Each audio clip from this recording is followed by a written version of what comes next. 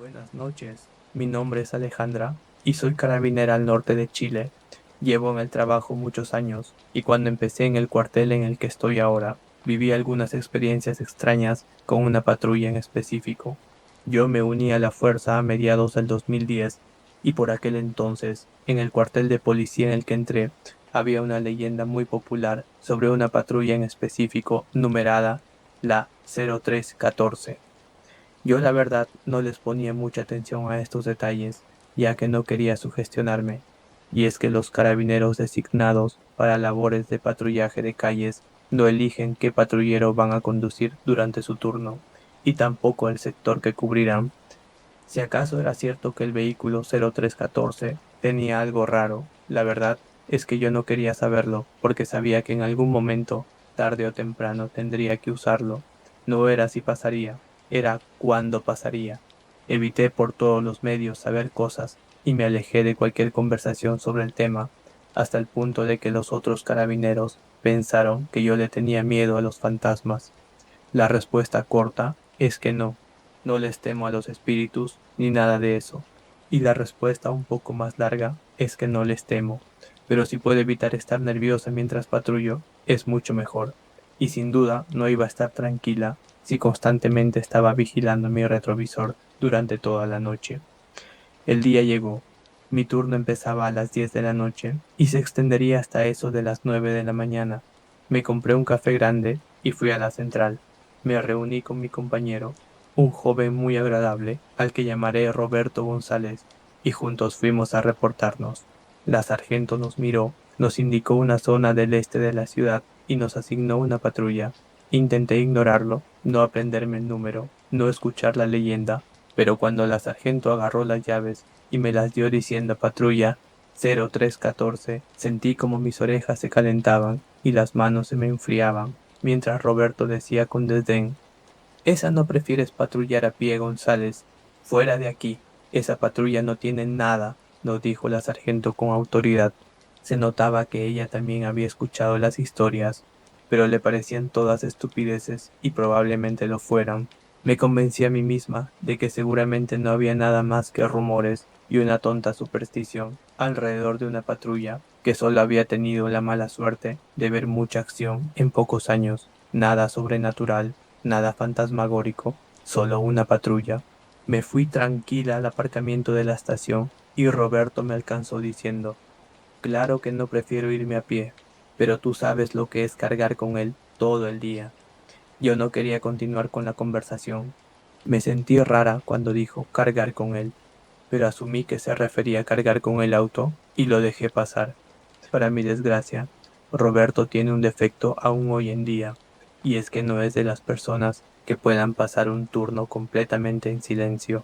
Ni bien vimos el auto estacionado en una esquina, pensé que era como cualquier otro, pero Roberto exclamó: bueno, al menos no está en la ventana. Yo me estaba impacientando y cuando nos subimos y Roberto suspiró con amargura, exploté. Le pregunté con algunas palabras antisonantes de más si acaso iba a estar así toda la noche.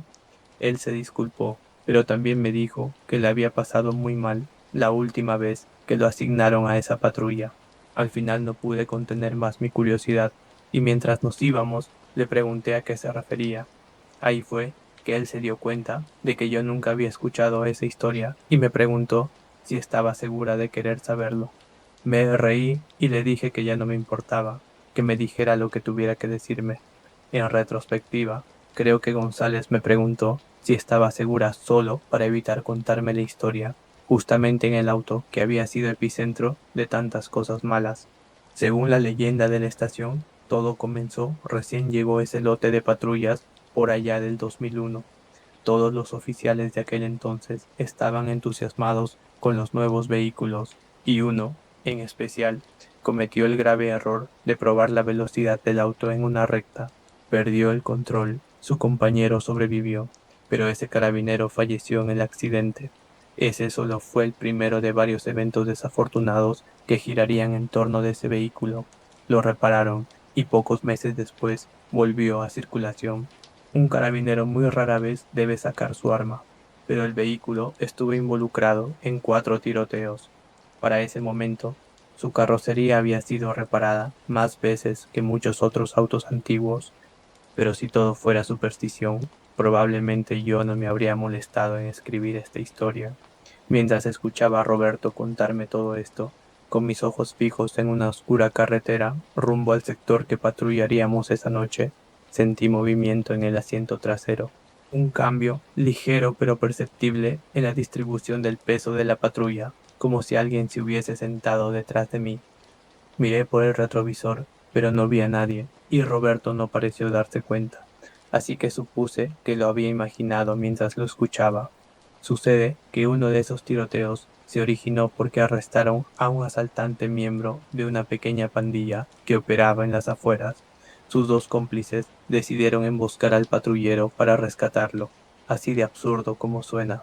Al parecer habían consumido drogas minutos antes y se volvieron temerarios. Emboscaron a los carabineros y en el fuego cruzado y contrario a lo que planeaban, una de sus balas impactó en la cabeza del compañero al que pretendían rescatar. Ambos delincuentes murieron en el lugar cuando se resistieron al arresto y siguieron disparando.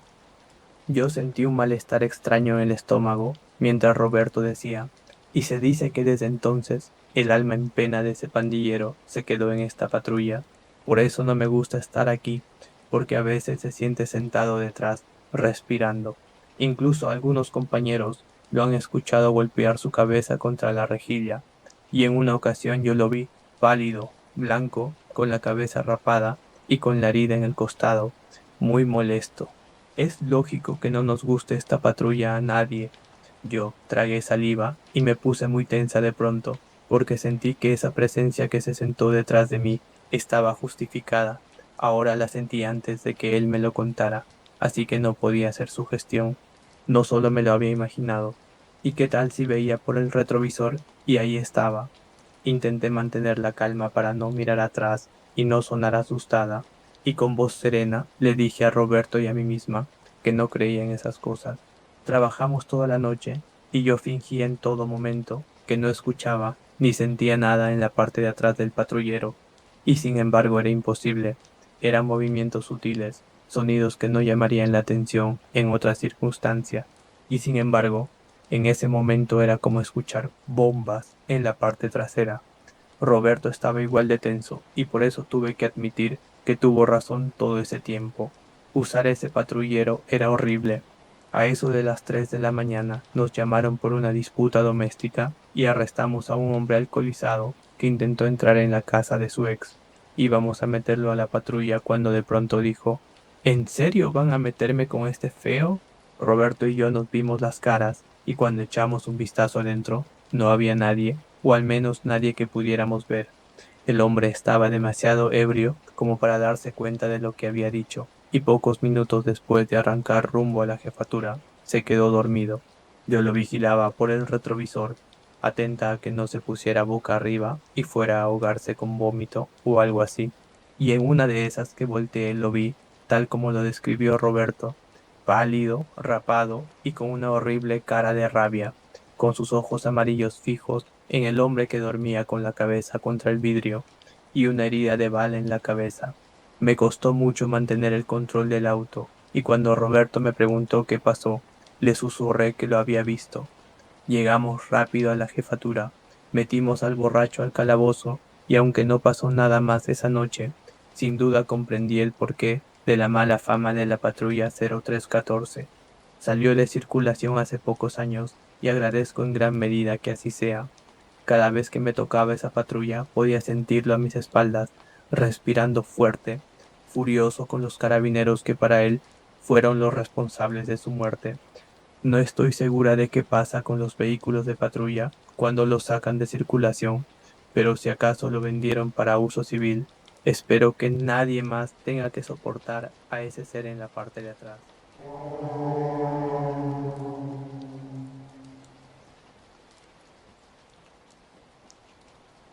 ¿Qué tal, Luis? Mi nombre es Jacinto y soy policía en el estado de Baja California Sur, específicamente en un pueblo bastante pequeño en las afueras de La Paz. Mi trabajo no es sencillo, ya que muchas veces la gente malintencionada viene a lugares como este, apartados y solitarios, para hacer sus negocios sucios o a deshacerse de cosas. Por eso mi compañero Omar y yo siempre estamos atentos mientras patrullamos las carreteras.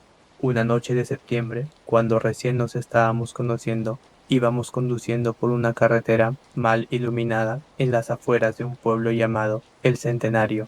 Eran eso de las 10 de la noche, y no habíamos tenido llamados ni visto nada raro. La noche parecía tranquila, y la luna estaba llena, así que pese a todo, se veía clarito alrededor. Para quien no haya estado en Baja California Sur, que sepa que en su mayoría el clima es bastante árido, se ven cactus y todo eso. Nosotros íbamos escuchando historias de terror y hablando de experiencias extrañas, y creo que es cierto el dicho que reza, si hablas de estas cosas, las terminas atrayendo, porque de reojo noté que alguien o algo se ocultaba a orilla de carretera. Solo fue un segundo, pero pisé el freno y me orillé. Omar me preguntó que qué vi y le dije que un hombre estaba escondido detrás de los matorrales. No sé por qué frené así, ni por qué me causó tanto impacto ver a ese hombre agazapado detrás de un matorral, pero simplemente lo hizo. Sentí un golpe en el pecho al verlo, un presentimiento muy difícil de ignorar. Encendí la linterna, aunque como digo, no hacía falta, ya que la luz de la luna me dejaba ver claramente todo alrededor. Omar me siguió y de nuevo lo vimos a unos 100 metros. Eso me sorprendió, porque entre que frené y bajamos del auto no debieron pasar más de 10 segundos. No era imposible, pero debió correr en serio, muy rápido para poder alejarse tanto en tan poco tiempo. Lo llamamos, pero él no contestó y siguió caminando hacia dentro del desierto. Omar y yo nos vimos las caras indecisos, pero acordamos seguirlo para ver qué le pasaba o qué estaba haciendo. Caminábamos rápido, intentando alcanzarlo, pero aunque ese hombre parecía caminar a un ritmo pausado, se mantenía alejado de nosotros. No importaba qué tan rápido trotáramos detrás de él. Le gritábamos que se detuviera, pero no hacía ningún caso. Después de un par de minutos, Omar me sujetó del hombro, tomó aire y me dijo, Amigo, déjalo ir, no lo vamos a alcanzar nunca. Yo no supe bien cómo interpretar lo que me dijo, y sin perder de vista a ese hombre que pareció quedarse quieto donde estaba, le pregunté si acaso pensaba que era una broma. Me estaba poniendo nervioso, pero Omar volvió a tocarme el hombro y me dijo que viera hacia la izquierda. Ahí, oculto entre arbustos secos y tierra, había un pequeño altar de esos que se ponen en los sitios cuando ha habido un accidente con víctimas fatales. Me acerqué y le quité el polvo de encima, y era en honor a un hombre que había chocado en ese lugar muchos años atrás. El altar estaba en completo abandono, y se notaba que ya nadie recordaba a ese hombre. Me pregunté por qué lo hicieron tan lejos de la carretera, pero solo Dios sabrá esas razones. Vámonos, insistió Omar, y esta vez le hice caso, y volvimos caminando hacia el todoterreno. Antes de irnos, volví a mirar al matorral y lo vi de nuevo, desvaneciéndose más o menos en el lugar donde estaba su viejo y pequeño altar. Me sentí mal por él, pero no había nada que pudiéramos hacer, y nos fuimos. Disculpen si no fue una historia muy aterradora, pero sin duda fue una de las experiencias más vívidas que he tenido. Y lo más importante es que no la viví solo, ya que Omar estaba conmigo. En cuanto a ese altar, tiempo después volví, lo limpié un poco y le dejé unas flores. Cuando volvíamos a pasar por el lugar, esperábamos verlo de alguna manera, pero nunca más apareció frente a nosotros. Le he preguntado a gente local si alguna vez tuvieron un encuentro parecido, pero no les ha pasado nada tan intenso. Algunos han sentido un frío peculiar en la espalda o una sensación de ansiedad, pero ninguna aparición. Supongo que de alguna manera atrajimos su atención aquella noche con nuestros relatos de fantasmas y todo eso.